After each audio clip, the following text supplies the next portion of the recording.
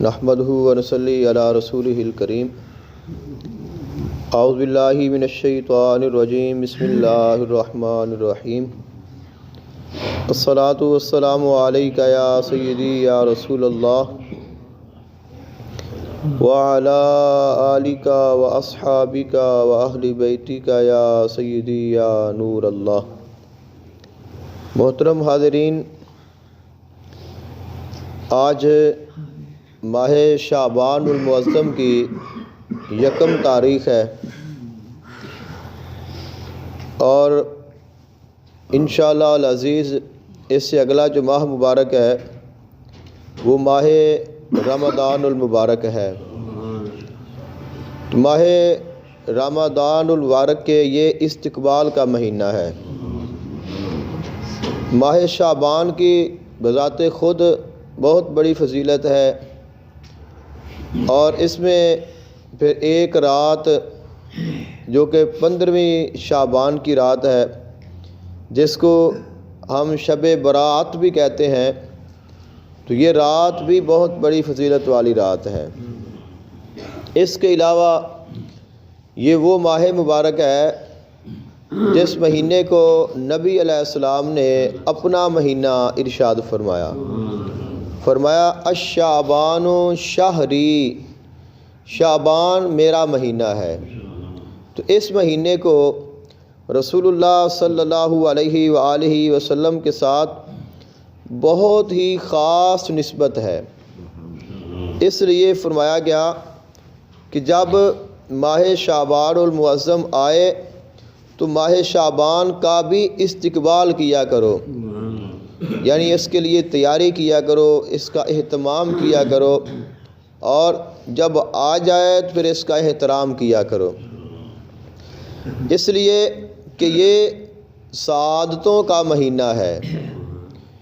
جو بندہ یہ چاہتا ہے کہ مجھے سعادت نصیب ہو، مجھے خوش بختی نصیب ہو، میرے یہ اللہ تعالیٰ اپنی رحمتوں اور برکتوں کے دروازے کھول دے، تو اس کے لیے ماہ شعبان المعظم بڑی فضیلت اور اہمیت کا حامل ہے۔ اور فرمایا گیا کہ ماہ شعبان المعظم جو ہے یہ وصال کا وعدہ ہے، یعنی اس میں اللہ تعالیٰ کے ساتھ ملاقات کا وعدہ کیا جاتا ہے، اور اس کے ساتھ رسول اللہ صلی اللہ علیہ وآلہ وسلم کے ساتھ اس مہینے میں ایک خاص نسبت قائم ہو جاتی ہے امتی کی۔ اور فرمایا کہ یہ جو مہینہ ہے یہ اس کی جو راتیں ہیں یہ ایسے ہی ہیں کہ جیسے عید کی راتیں ہیں، جیسے عید کی خوشی ہوتی ہے، اور عید جو ہے یہ بھی ملاقات کی رات ہوتی ہے۔ تو جو بندہ ان راتوں میں اللہ تعالیٰ کی عبادت کرتا ہے، ذکر کرتا ہے، استغفار کرتا ہے، اسے بہت ساری برکات نصیب ہوتی ہیں۔ ماہ شعبان المعظم قرب الہی حاصل کرنے کا مہینہ ہے، روحانی سعادت حاصل کرنے کا مہینہ ہے، اور یہ مہینہ جو مومنین ہیں ان کے لیے دلی خوشی کا باعث ہے، اور اس میں انسان کو دلی مسرت نصیب ہوتی ہے۔ تو اس لیے فرمایا گیا کہ شعبان المعظم میں اعمال قلب کرنے چاہیے، یعنی ایسے اعمال جن کا دل کے ساتھ تعلق ہے، خشوع اور خضوع کے ساتھ ذکر کیا جائے، درود پاک پڑھا جائے، استغفار کیا جائے، کیونکہ یہ جو مہینہ ہے یہ قرب الہی کی تیاری کا مہینہ ہے۔ ماہ رمضان المبارک اللہ تعالیٰ کے قرب کا مہینہ ہے، اللہ تعالیٰ کی رحمت کا مہینہ ہے، اللہ تعالیٰ سے بخشش حاصل کرنے کا مہینہ ہے، اور دوزخ سے عذاب سے نجات کا مہینہ ہے۔ تو فرمایا یہ جو ہے یہ جو ماہ شعبان ہے یہ ماہ رمضان کا استقبالیہ مہینہ ہے، لہذا اس میں ماہ رمضان کی تیاری کرو، یعنی اللہ سے ملاقات کی تیاری کرو۔ تو صوفیاء کرام اس مہینے میں بہت نفل عبادات کرتے ہیں، فرضی تو کرنی ہی ہے، اور حضور اکرم عالم صلی اللہ علیہ وآلہ وسلم ماہ شعبان میں کثرت کے ساتھ نفلی روزے رکھتے تھے۔ ماہ رمضان المبارک کے علاوہ جس مہینے میں آقا علیہ الصلوۃ والسلام نے سب سے زیادہ نفلی روزے رکھے ہیں وہ شعبان کا مہینہ ہے۔ تو اس میں روزہ رکھنے کی بھی بہت بڑی فضیلت ہے۔ اگر آسانی ہو، اگر اللہ تعالیٰ توفیق عطا فرمائے تو اس کے ساتھ انسان کا باطن صاف ہو جاتا ہے، پاک ہو جاتا ہے، اور انسان اس مہینے میں ماہ رمضان المبارک کی برکات حاصل کرنے کے قابل ہو جاتا ہے۔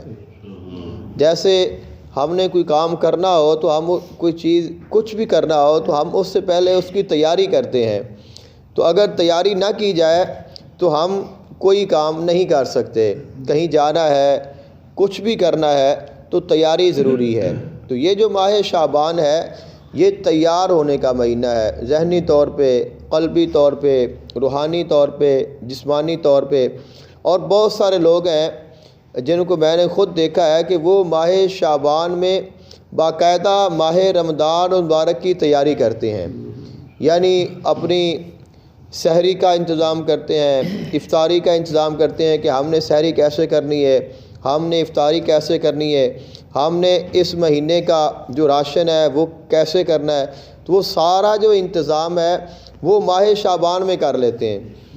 اس کی وجہ یہ ہے کہ وہ کہتے ہیں کہ ماہ رمضان کا تو ایک ایک لمحہ قیمتی ہے، تو ہم اس سے پہلے اپنی مکمل تیاری کر لیں کہ ہمیں ماہ رمضان میں صرف عبادت ہی کرنے کا کام ہو اور کوئی کام نہ ہو۔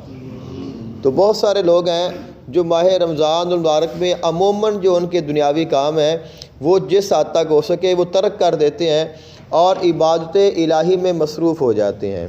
اور صوفیہ کرام کا تو یہ طریقہ رہا ہے کہ وہ ماہ شعبان المعظم میں جب اس کی 15ویں آتی ہے تو وہ اعتکاف بیٹھ جاتے تھے۔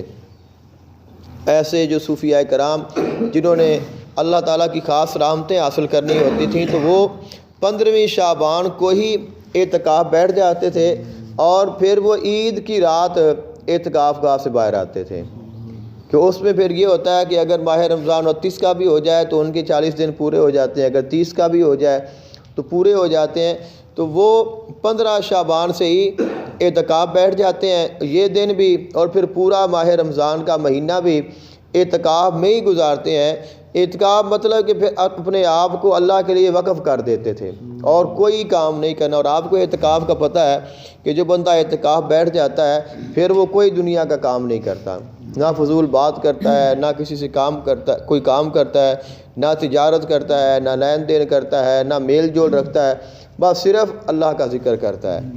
تو یہ ایسے خاص دن ہیں کہ اگر اللہ تعالیٰ توفیق عطا فرمائے اور جس حد تک ہو سکے اگر ان میں عبادت کی جائے تو اس کی بڑی برکات ہے، اور اس کے ساتھ انسان کی دنیا بھی سنور جاتی ہے اور آخرت بھی سنور جاتی ہے۔